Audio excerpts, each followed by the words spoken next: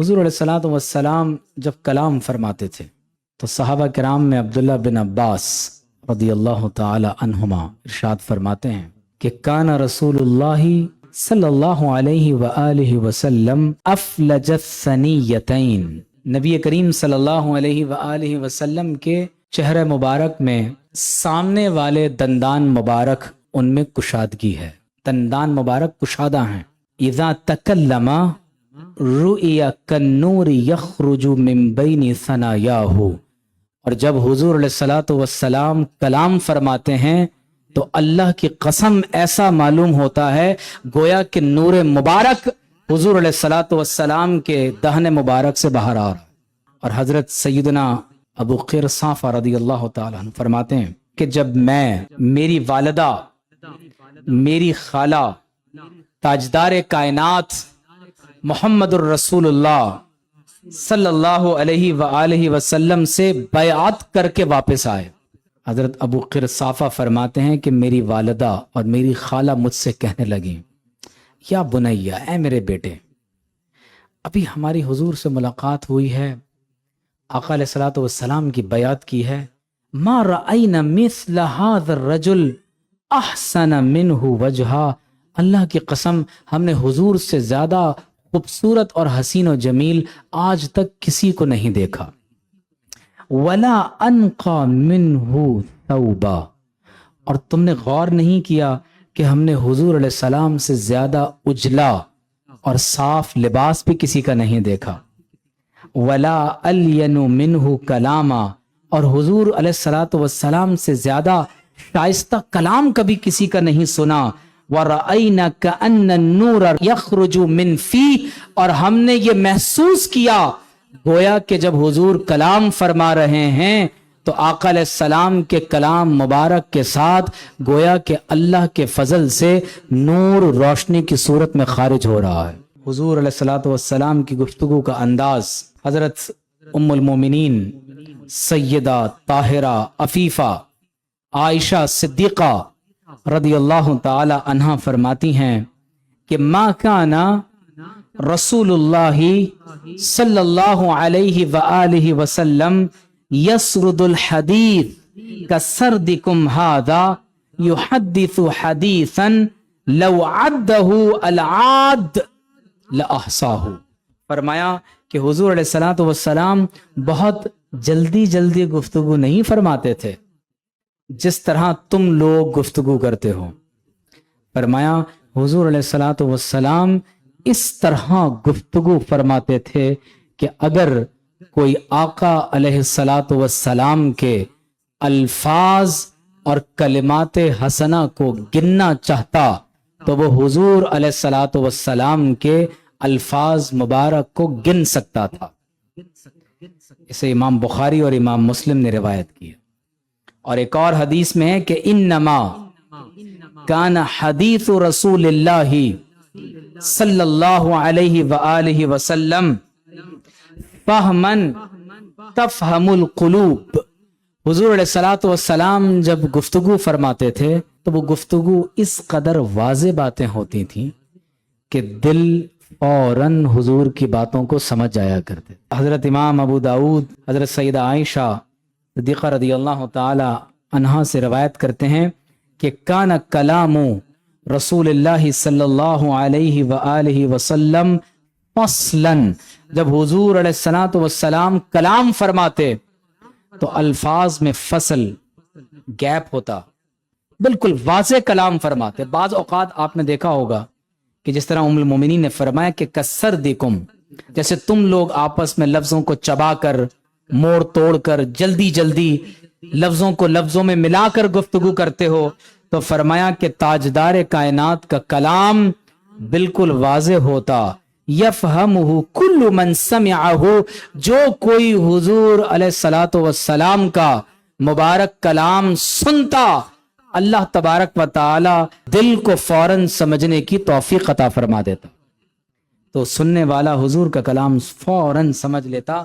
اور حضرت سیدنا جابر بن عبداللہ فرماتے ہیں کہ کان فی کلامی رسول اللہ صلی اللہ علیہ وآلہ وسلم ترتیل و ترسیل، سبحان اللہ، فرماتے ہیں کہ حضور علیہ الصلوۃ والسلام کی گفتگو میں ٹھہراؤ اور بہاؤ.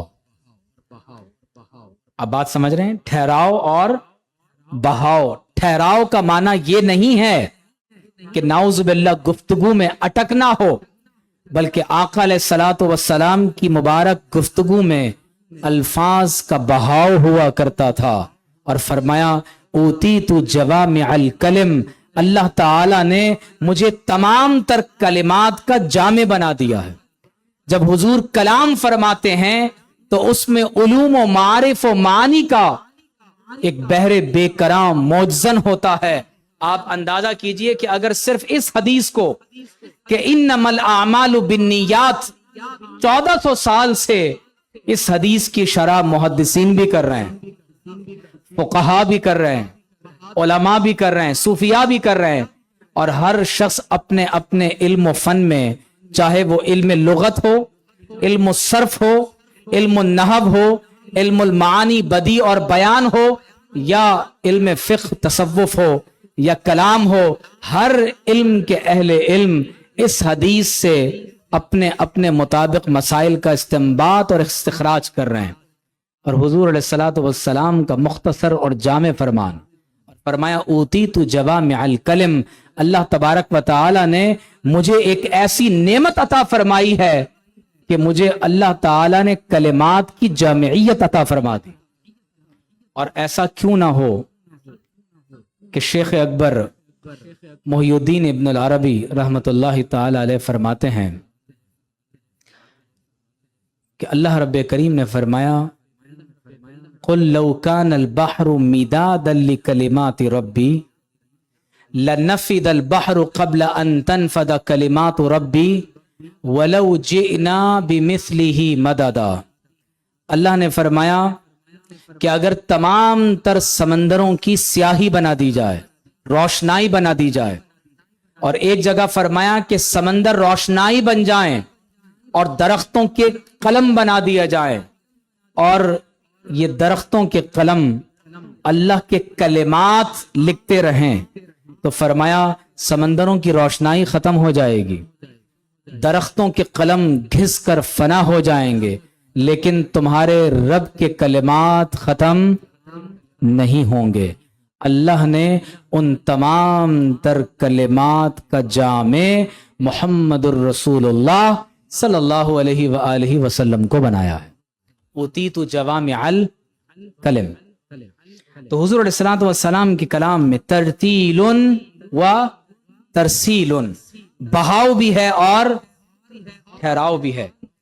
اور امام بخاری اور امام مسلم روایت کرتے ہیں کہ ان النبی صلی اللہ علیہ وآلہ وسلم کان اذا تکلم بکلمۃ اعادها ثلاثا.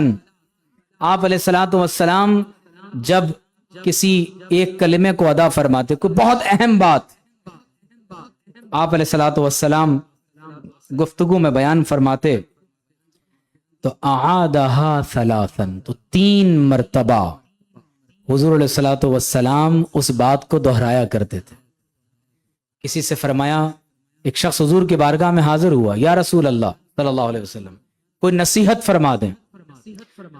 فرمایا لا تغضب، بس اتنا سا کلام، یہ نصیحت فرمائی، غصہ مت کرنا.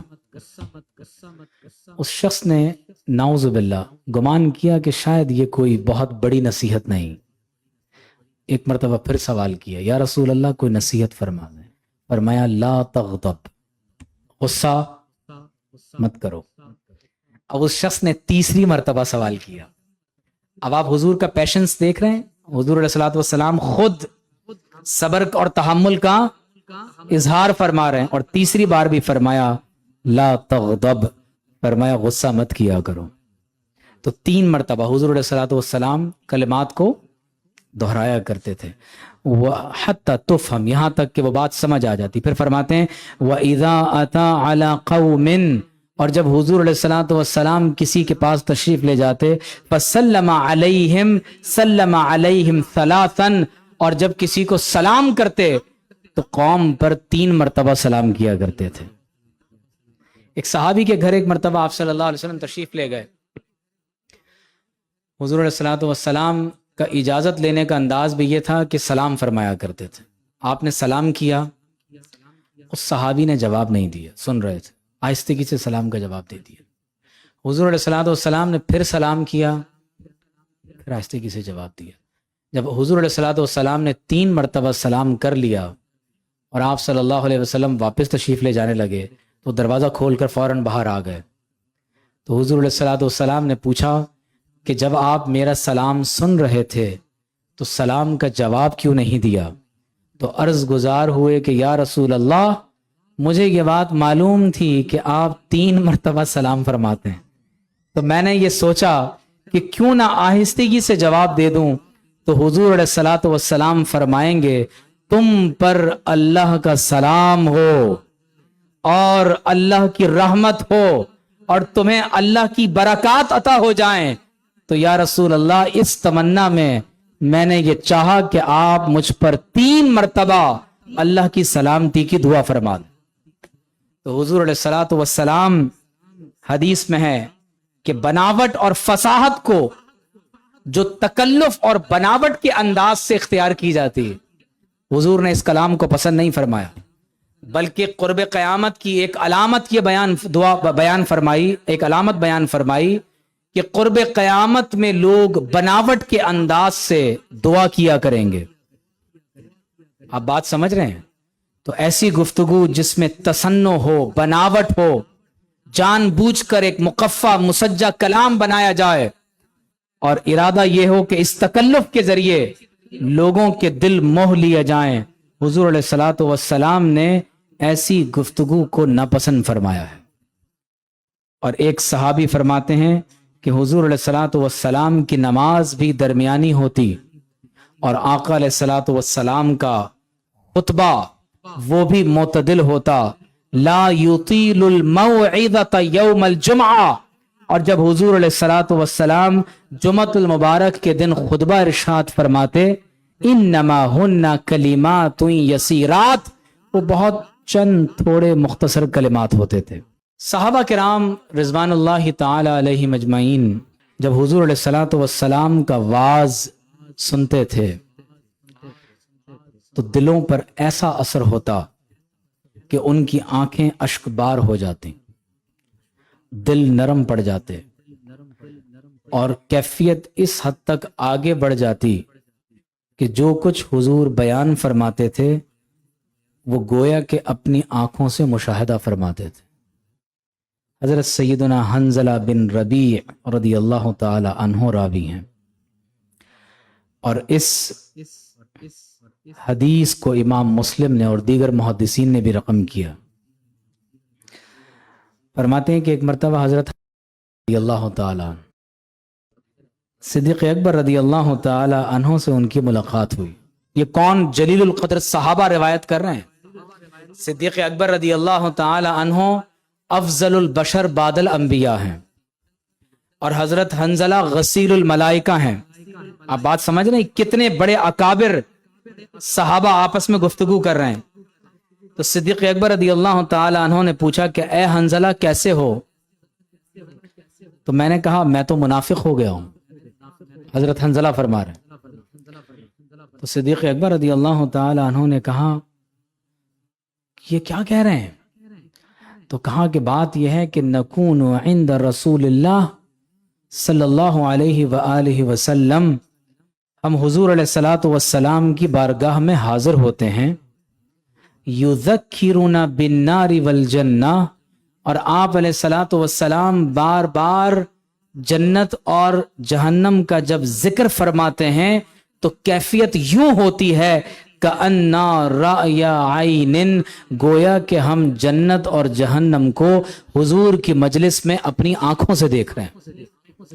حضرت حنظلہ نے کہا فَإِذَا خَرَجْنَا مِنْ عِنْدِ رَسُولِ اللَّهِ صلی اللہ علیہ وآلہ وسلم، اور جب حضور کی بارگاہ سے ہم روانہ ہو جاتے ہیں، عَافَسْنَا الْأَزْوَاجِ وَالْأَوْلَادِ وَالضَّيِّعَاتِ نَسِينَا كَثِيرًا، تو اپنی بیویوں کے پاس، بچوں کے پاس، دنیا کے کام کاج میں مصروف ہو جاتے ہیں تو بہت ساری باتیں ہمارے ذہنوں سے نکل جاتی. تو حدیث میں یہ ذکر ہے کہ یہ دونوں مل کر صدیق اکبر رضی اللہ تعالیٰ عنہ، حضرت حنظلہ رضی اللہ تعالیٰ عنہ، دونوں مل کر حضور کی بارگاہ میں آ گئے۔ یا رسول اللہ صلی اللہ علیہ وآلہ وسلم، ہماری کیفیت یہ ہے کہ جب آپ کی مجلس میں ہوں تو یوں لگتا ہے گویا کہ جب آپ جنت کا ذکر فرماتے ہیں تو جنت نگاہوں کے سامنے ہے، اور جب آپ جہنم کا ذکر فرماتے ہیں تو گویا کہ نار ہمارے سامنے ہے۔ لیکن جب آپ سے جدا ہو جاتے ہیں تو ہم دنیا کی مصروفیات میں مصروف ہو جاتے ہیں۔ تو یا رسول اللہ صلی اللہ علیہ وسلم، کیا ہم منافق ہو گئے؟ تو حضور نے فرمایا کہ اگر وہ کیفیت، توجہ سے سنیے گا، اگر وہ کیفیت جو میری مجلس میں ہوتی ہے، اگر یہ کیفیت تمہیں دائمی حضوری کی صورت میں عطا ہو جائے تو فرمایا اللہ کے فرشتے تم پر اترا کریں گے، یہاں تک کہ تم سے تمہارے بستروں پر مصافحہ کرنے لگے۔ اللہ تبارک و تعالی کی بارگاہ میں ہم دعا کرتے ہیں کہ پروردگار عالم حضور علیہ الصلاۃ والسلام کے ذکر مبارک کی برکت سے اللہ رب العزت ہم سب کو حضور علیہ الصلاۃ والسلام کی محبت عطا فرمائے، اور نبی کریم صلی اللہ علیہ وآلہ وسلم پر بکثرت درود و سلام پڑھنے کی اور آقا علیہ الصلاۃ والسلام کی اتباع اور اطاعت کی توفیق عطا فرمائے۔ اللہم صلی علی سیدنا محمد